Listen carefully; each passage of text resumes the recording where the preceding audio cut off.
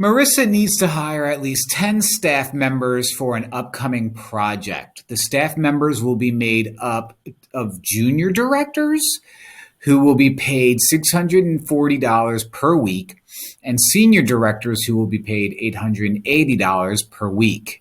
Her budget for paying the staff members is no more than $9,700 per week. She must hire at least 3 junior directors and at least 1 senior director. Which of the following systems of inequalities represents the conditions described if X is the number of juniors and Y is the number of seniors? I'm not going to pay attention to this, not yet.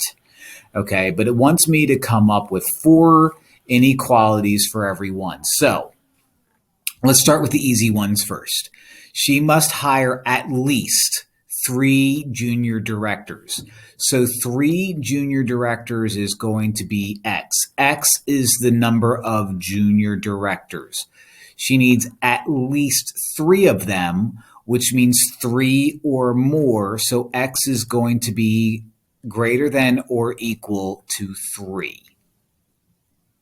Okay, so you work, you don't, and you don't.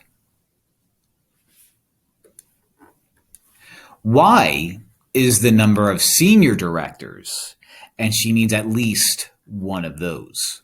So Y is going to be greater than or equal to 1. So you're still good, you're still good.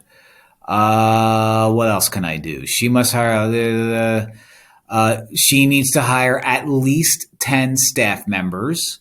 So when you total them up, when you add the staff members, she needs to hire at least 10. And they're made up of junior directors and senior directors only. So X plus Y has to be greater than or equal to 10, which eliminates U. And just for funsies, let's do that final equation. The junior directors, which is X, is going to be paid $640. So $640X. The senior directors is $880. So $880Y. And her budget for paying is no more than, so less than or equal to, $9,700. So there you go. Look at that. A little out of order. But where are we? At a courthouse?